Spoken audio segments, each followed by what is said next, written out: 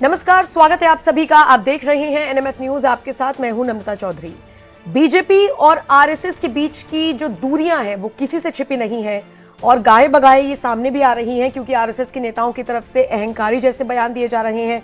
मोहन भागवत कुछ इस तरीके की टिप्पणी कर रही हैं जिसमें नाम तो नहीं ले रहे, लेकिन उनके बयान को सीधे सीधे तौर पर नरेंद्र मोदी से जोड़कर देखा जा रहा है। ये पूरा विवाद शुरू कहां से हुआ? ये विवाद शुरू हुआ आरएसएस की अनदेखी जिस तरीके से बीजेपी के बड़े बड़े नेताओं ने करनी शुरू की। आपको याद होगा जेपी नड्डा का एक बयान सामने आया था जिसमें उन्होंने कहा था कि अब हम सक्षम हैं, और खुद को वो आरएसएस से ज्यादा मजबूत बताते हुए नजर आए थे, खुद को मतलब बीजेपी को।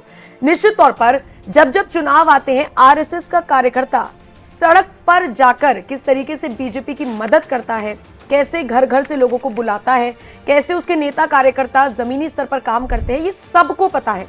विपक्षी दल भी इस बात को मानते हैं कि बीजेपी के लिए आरएसएस दिन रात एक कर देता है। लेकिन इस बार क्या हुआ? इस बार कार्यकर्ता अपने अपने घरों में बैठे रहे। सूत्रों के हवाले से खबर आई कि जेपी नड्डा का बयान आरएसएस को ऐसा चुभा कि लीजिए, अगर आप बड़े हैं तो आप अपने हिसाब से काम कर लीजिए, हमें हस्तक्षेप करने की कोई जरूरत नहीं है। और इसका नतीजा सबने देखा। आरएसएस अगर बीजेपी से कटा, उनसे हटा, तो देखिए कैसे यूपी में सीटें कम हुई, कैसे ओवरऑल सीटें कम हुई। बहुमत की सरकार चलाने वाली नरेंद्र मोदी की सरकार अब गठबंधन की सरकार चला रही है, और ये खतरे की घंटी है बीजेपी के लिए, एनडीए के लिए, क्योंकि 2029 में भी चुनाव होने हैं जिसमें बीजेपी और जोर शोर से वापसी की बात कर रही है। हालांकि जिस तरीके से अब दांवपेच बीजेपी की तरफ से चले जा रहे हैं, माना जा रहा है कि शायद वो डैमेज कंट्रोल करने की फिराक में है।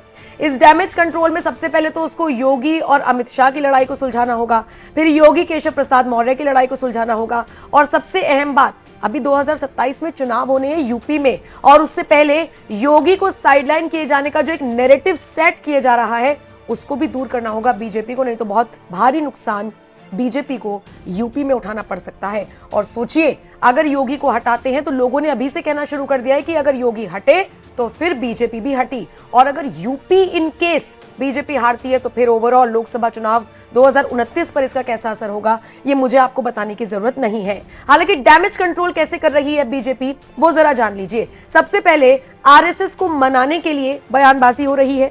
इन सबसे इतर मोदी सरकार का एक ऐसा फैसला सामने आया है जिसके बाद आरएसएस नेताओं में खुशी की लहर है।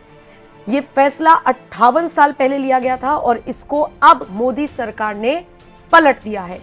अब ये ऐसे वक्त में पलटा गया है जब चुनाव होने हैं कई राज्यों में, इनमें महाराष्ट्र भी अहम है, और महाराष्ट्र के नागपुर में आरएसएस की इकाई किस तरीके से काम करती है ये हर कोई जानता है। फैसला क्या है ये भी सुन लीजिए। दरअसल केंद्र सरकार ने आरएसएस की गतिविधियों में सरकारी कर्मचारियों के भाग लेने पर जो प्रतिबंध लगा हुआ था उसको हटा दिया है।